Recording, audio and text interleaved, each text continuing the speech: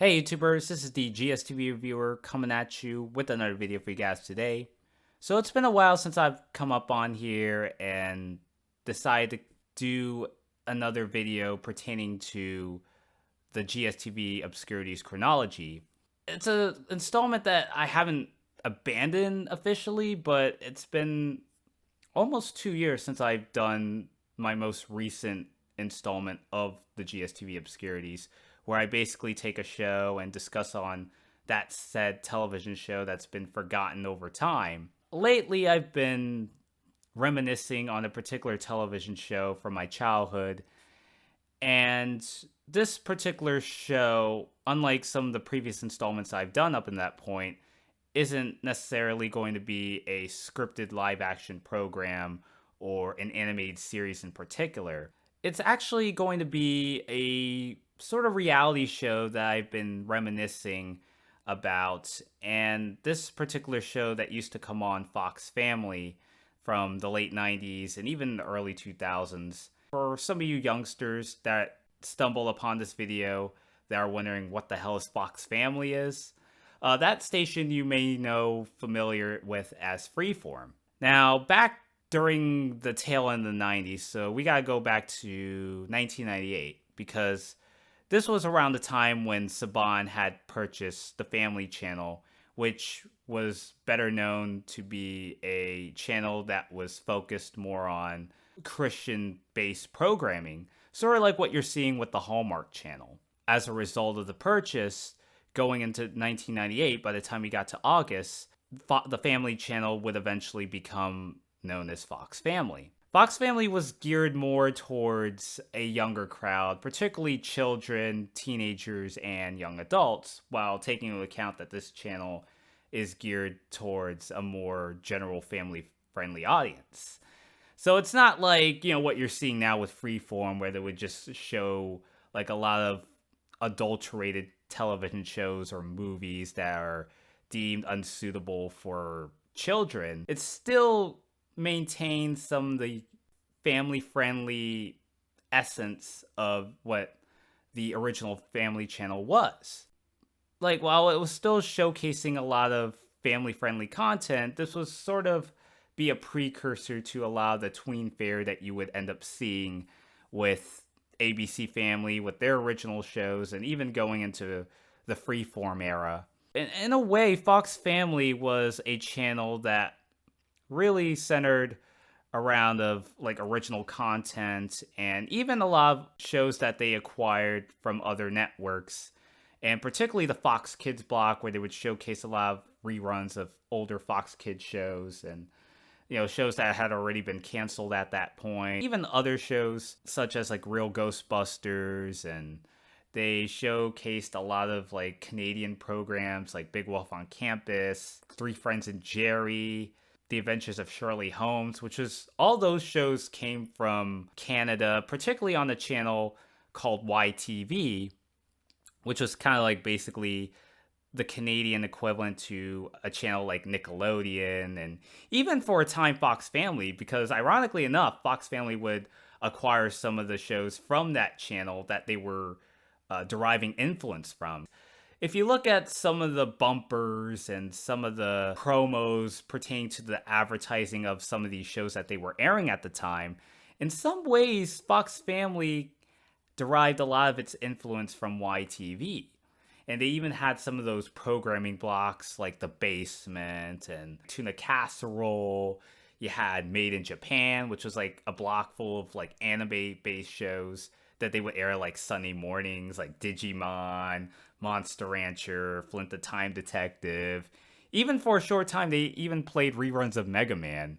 So, in a way, Fox Family was really diverse when it comes to a lot of the programs that they were airing. Even for a time, they aired like a lot of variety shows during like the evening hours. I remember they used to show reruns of Mr. Bean, and they would even show like other like documentaries. Like I think they even showed like a documentary on the Jackson family, particularly the Jackson Five. They would show like documentaries. They would even show like stuff like My So-Called Life, and there was also a show called Higher Ground, which aired which starred Hayden Christensen, who was in the early stages of his acting career, just before he would hit it big with the Star Wars prequel movies. Fox Family, I mean, it's a channel that attempted to compete with some of the other basic cable kids networks at the time, like Cartoon Network and Nickelodeon in particular. So they were really coming to their own as a basic cable network for children. And even Disney Channel, which had been a premium based cable network at that point, was really starting to transition over to basic cable. It's not just Cartoon Network and Nickelodeon they had to worry about, but also, Disney Channel, which they were going through a massive overhaul with their rebranding with Zoo Disney, and also coming up with their own original content. Where does that leave a channel like Fox Family? Being the number 4 network for kids networks, it just never really gets talked about very much. But that's besides the point. Now, this is actually an installment of a particular show from the Fox Family heyday. And as you can read up the title of the screen, this happens to be a reality music-driven show called Great Pretenders. Now, Great Pretenders, in a way, it was sort of a precursor to what a lot of folks associate with Lip Sync Battle, hosted by LL Cool J. So, Great Pretenders, you would have these local contestants all form a team. You would have like a team full of these contestants in their teens competing in this sort of contest, and they get to lip sync to some of their favorite songs in terms of how you manage to get around as a performer. And they even get to like dress up as well, much like what you see with the contestants in Lip Sync Battle.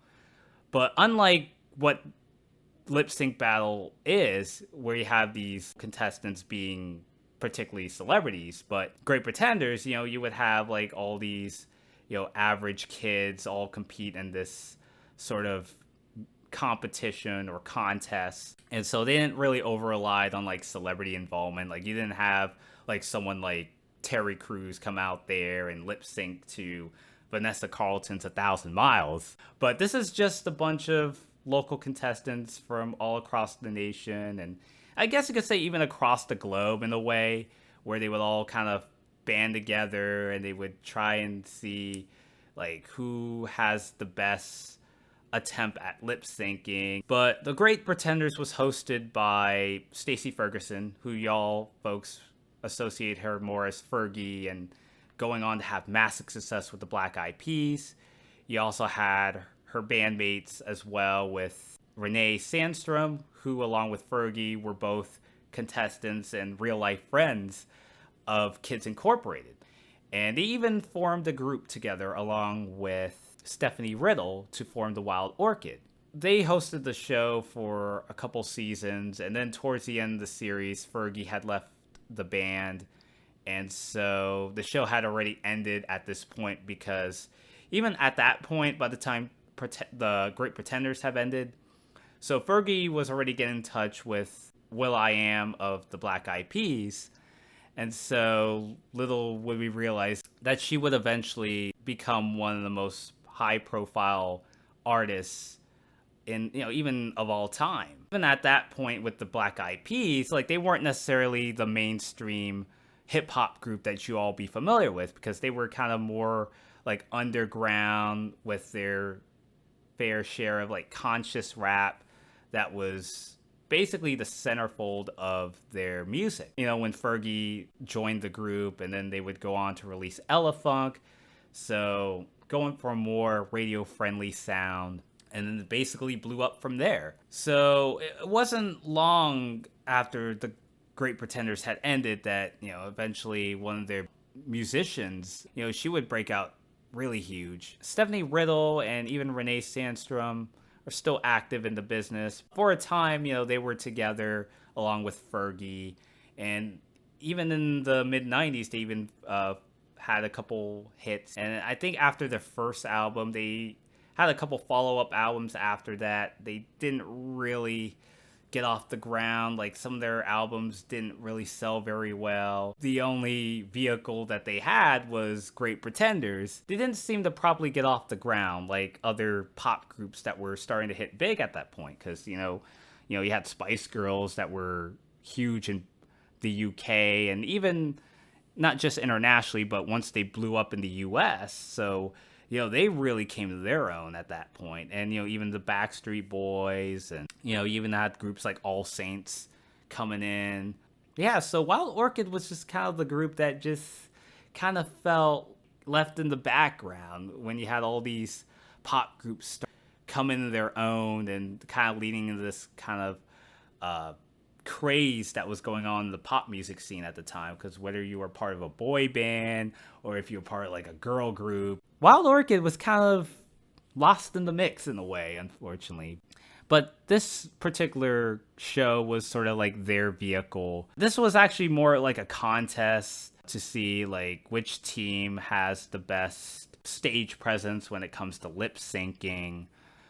And it's a show that I had fond memories of. Now, it's been so long since I've watched this particular show because it's really hard to find. It's not like a particular scripted show where you could just find it on like an Amazon website, or you can't find it like domestically in retail stores like a Walmart. It's not like that kind of show that you would expect to be released domestically. And there's not a lot of information that you could find, especially on like IMDb. I've been trying to find like interviews, like especially with Fergie, so I can't seem to find any like interviews about what she thought about during her time on the show. Like I said, she would go on to have mass success when she ended up leaving Wild Orchid for the Black Eyed Peas, being that this was a music competition show, like a music driven show, so to speak.